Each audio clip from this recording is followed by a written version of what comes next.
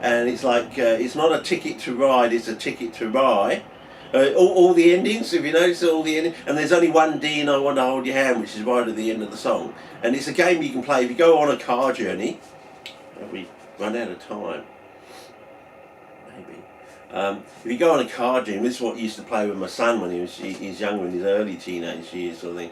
Because I had to sit him down one day because he was like, in a way, disrespecting the Beatles. I had to sit him down. I said, you know, there's not many other bands in the world that have a completely different #1 track listing from country to country. You know, like the #1 listing in America is different to the #1 listing in Great Britain, sort of thing. And you know, how many songs, you know, how many dud songs does a band have, so on and so forth, and the statistics. They're the only band that has the honour, respect of having 5 contiguous #1s. Contiguous #1s. In other words, 1, 1, 1, 1, 1, 6, 7, 8, 9, 10 on the Billboard charts in America. Even Elvis, with his 110 gold records, didn't do 5 contiguous #1s. You know, all #1s at the same time. In other words, in that week, you had 5 #1s from the same band. And they were, you know, I Want to Hold Your Hand, Can't Buy My Love, and From Me to You, and whatever the other ones were. So, you know, a lot. Oh, you probably, it won't be long or something like that. You probably, I mean, yeah. As I said, the execs, when they heard the American pressing of the, you know, it was going to be like the Meet the Beatles or what it was, with the Beatles, but the equivalent American version, as they pressed.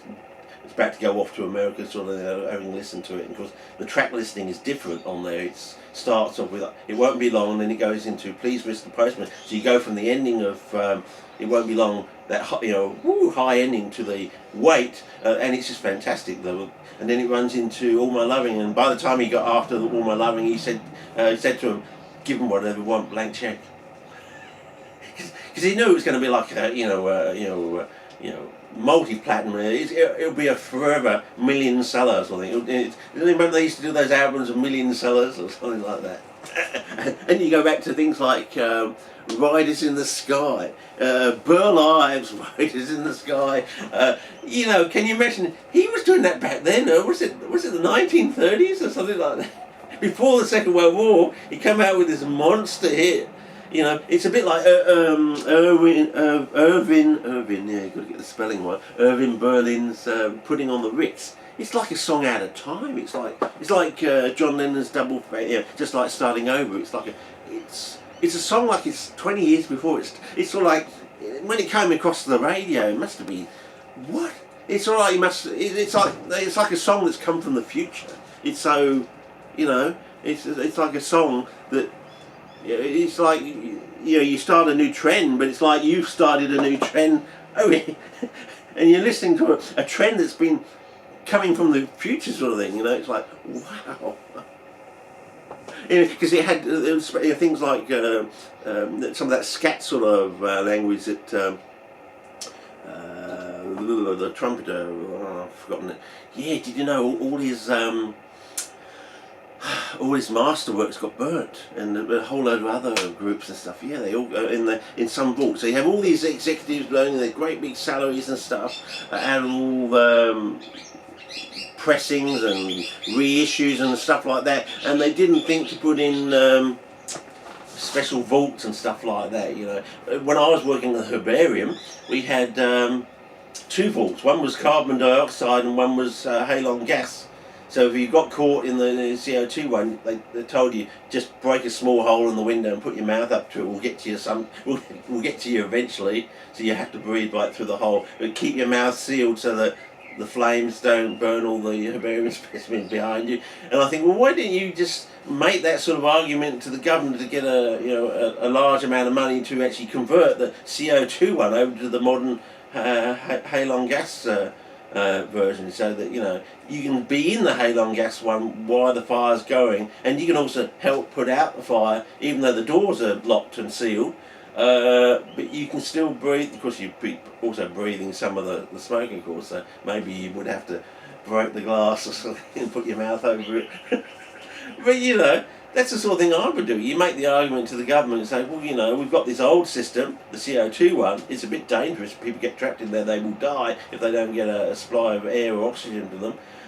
Can we convert it over to the more modern one we've got? So, I don't know. It's a bit like that thing, you know.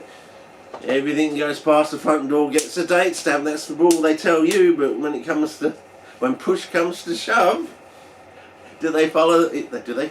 Yeah, do they follow their own rules? It's a bit like what's going on in America. You got this two-tier system that's slowly either going to rip the country apart or lead to like a French Revolution style civil war. And I think that's what's happening over in France. They're on their second civil, French Revolution thing, but they're not really pulling it off. They've got to up their game. Think of the people in the past. Some of the verbiage that came out from the French Revolution, I think, is better than the stuff that's in the Declaration of American Independence and the Constitution and everything.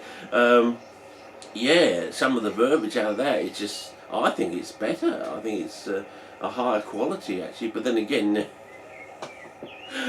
they were on the outside, whereas the other people were on the inside working out to get their freedom, sort of thing. I suppose you've got to grant them that, Whereas once the people had taken over in the French Revolution, they a great big yoke had been lifted off them. They could think more clearly, I suppose. But from the other way, they were being oppressed and having to ride all this stuff and probably not step on too many toes or something. We're heading towards a war eventually, but if we don't tread on too many toes, we can delay when they actually start, and we can build up our arms and our forts and stuff. So by the time the British get, we'll be ready. Whereas it's different in France. You've already had the revolution, sort of thing, and you're now having the 4 years of terror that followed afterwards, sort of thing, and doing all your thinking and writing of the future, post-revolution sort of thing. So I can see the differences there. But anyway, long story short, I don't know if this is part C and D or whether it's still running. But that was part A of the thing. I put it up here, in here, and put it there just to keep it upright, and I totally forgot it. I forgot to talk about it yesterday. So, anyway, you got a good little bit of a chat there, and I suppose the next thing is to show you that little wet patch I got near the tap that drips about 1 drip per second. I think, we got 1 minute 30 left, so just enough time to finish off the coffee, I suppose. So, so obviously that R on there means a reserve or something's got a reserve. I don't know. I wiped a whole load of clips and then it tells me I've got a reserve, and I'm thinking, no, I've just wiped a whole load of clips. It's not a reserve. It's like, I don't think of a reserve that way. I think you've got your clips and maybe you've got a safety net amount of time on a thing, So like some of those old things I used to find, different brands would give you an extra 5 or 10 minutes or something like that. And I thought, wow, that's good, you've got a bonus safety reserve if you get the right brand of those old little SD cards or something. And when you start wiping things on the USB to put other stuff on, does it actually really get wiped, or does your memory slowly go down or something, and you get less and less and less room over a number of years, and you keep wiping things and putting other stuff on them. Eventually, I can't get anything on this thing, but it's a blank USB.